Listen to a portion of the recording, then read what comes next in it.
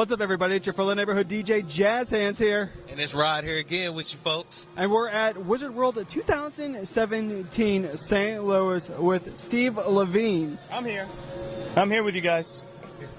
Awesome. Awesome. Now, you've helped design, or at least you've worked with the Ninja Turtles, correct?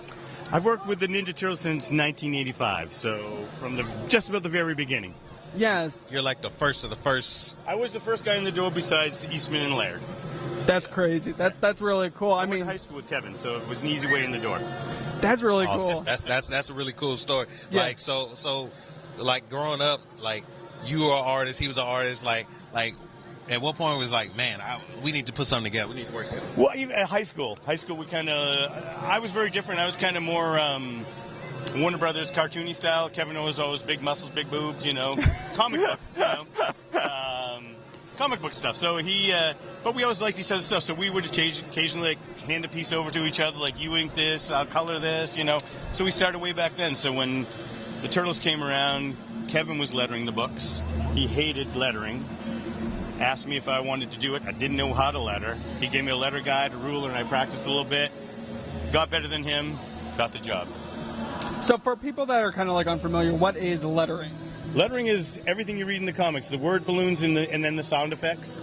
Everything in the word balloons. If it tells a setup to where they are, or if they're talking, and then if there's an explosion, that's the fun part of lettering. Awesome. Okay, so it's the kapows and the bangs, exactly, and everything like that. So, I mean, for you, what was it like? I mean, I know it's pretty cool, but like getting into something called Teenage Mutant Ninja Turtles back in the day, because I mean that had to be in a little bit of a gambit. Like, oh, is this even gonna? Oh, it was completely. But at that time, we were in our 20s, and it was a time you can really take a chance. So I was working a decent job and got the opportunity to do it. My parents at the time were thinking I was insane. Because taking a step backwards, not making it really a lot of money. I did work a part-time job in the beginning, as well as do all the stuff with the Turtles. So, it was a gamble, but it was a lot of fun. A lot of fun. That's cool. I like that and stuff. You're doing it with your friends, so it had to be twice as fun, Oh, we were happy as things progressed. I mean, it was a few years. We did a lot of ramen noodles and Kraft macaroni and cheese years, and Friday we might be able to afford a pizza, and we can make it last to Saturday if we're really smart, and so that we had those lean years, but it's always fun. It's like as each guy got added to the studio, it's like adding a brother.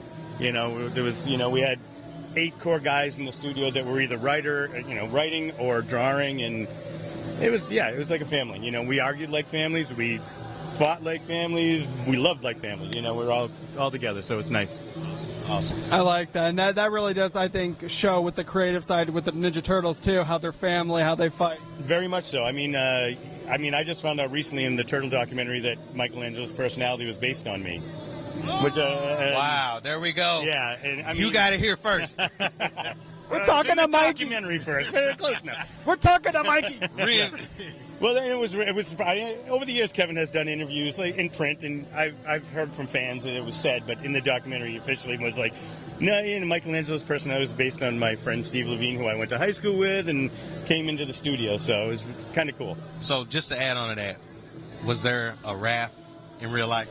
Well, we always joke that Pete is totally Donatello, and Kevin is probably closer to Raph, and both of them have a little Leo in them, So, okay. That was kind of, Kevin, super nice guy, but if he got upset, he got upset, But we all do.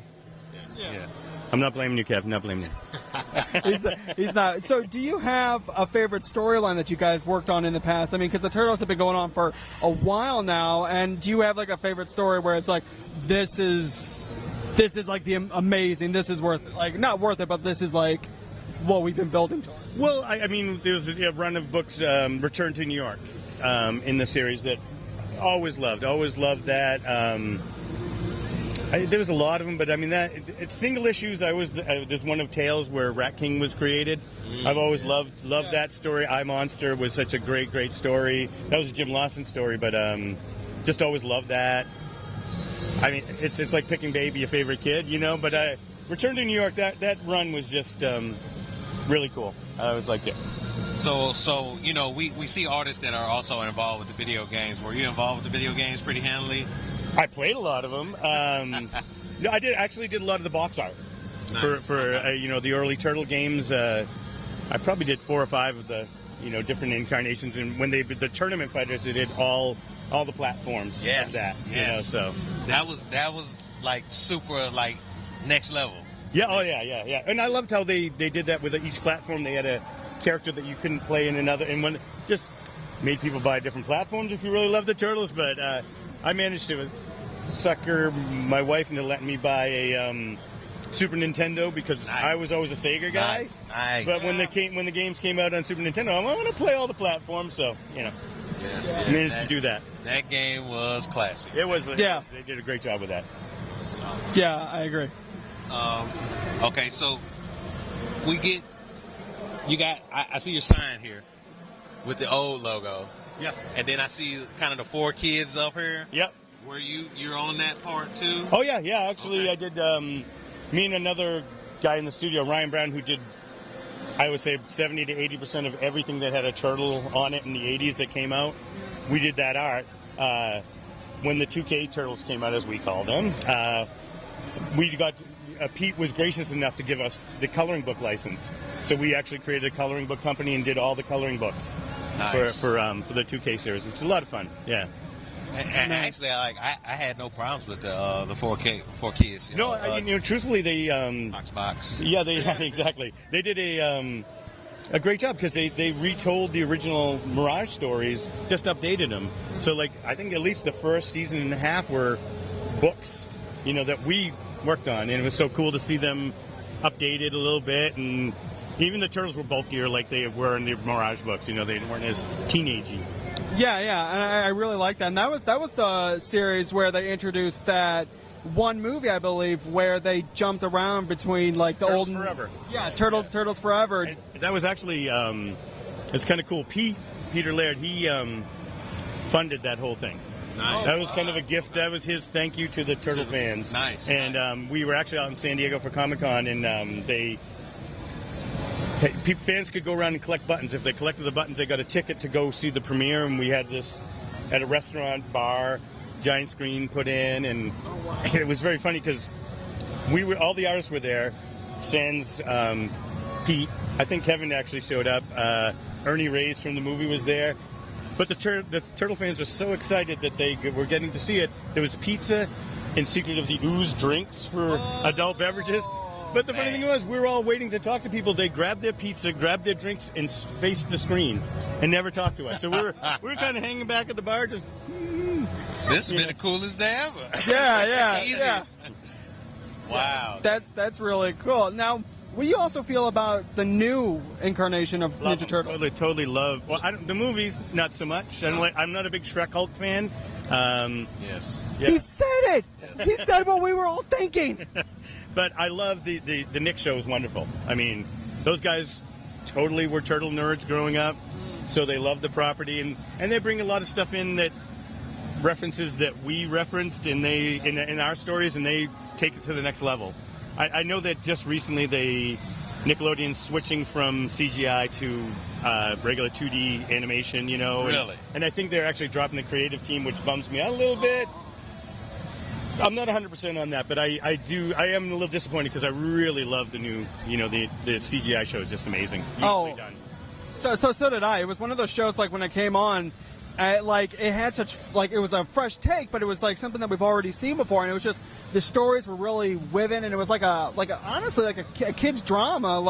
Very much so. Yeah, and I think that's on some levels that's the reason that they may not be doing it, because some of the stories were, I think, a little intense for younger viewers, let's say, And I know they did try to do a kind of the kid version of them, the smaller, kind of more cartoony version of them. I don't know what happened with that. I know they did one movie with that, but just totally bummed out a little bit that that's not going to keep continuing, because I really, really thought they did a wonderful job with that. Yeah, I really agree with that too, and because it's bummy, but kind of still on that topic. Have you met some of the voice actors who've been playing the Turtles, and do you when you hear them, you're like, yeah, that's Mikey, yeah, that's Raph, The only voice actor I've met is Kevin.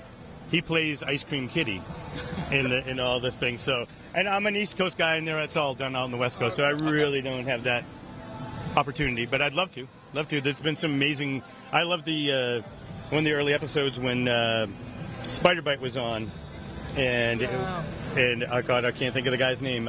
He comedian. Why am I drawing a blank? I'm drawing a complete blank. Wow, not even coming in my brain. But anyways, his voice was so distinct. I'm like, oh, it's Lewis Black. Lewis Black, the comedian. He's Spider Bite. And when I heard that, I'm like, oh my God, that's Lewis Black. And he was one of the early voices. I thought that was very cool. And I know that they pulled in a lot of people because their kids grew up on the Turtles and they got the opportunity to do a voice, which is kind of cool. Yeah, that's fantastic. Now, one thing you can always like wonder about is that the toys are forever. Like, doesn't matter what generation, what year, they're always going to be popular, always going to be bought. Yeah. I mean, it's incredible. I mean, 30 years later, I'm sitting behind a table. I would never imagine that, back in the day. Even when it was, big the first time around, we just thought it would fade off into the distance and be gone. But I think, like the thing was, Turtles Forever, I think they will literally be forever, which is kind of cool. I mean, it's nice to have generations come up to the table now. You got a dad or a mom that grew up with the Turtles and their kids and now gigantic Turtle fans, and it's very cool, and also makes me feel 100 million years old. But I know my younger brother, he's like a big fan. He's loved the Turtles forever, and so he's like a huge fan. So it's like, there's a turtle for everybody almost. Oh yeah, very much so. Yeah. I'm a Raph personally. Yeah, bad attitude. You got the bad attitude in you? Sometimes. Yes.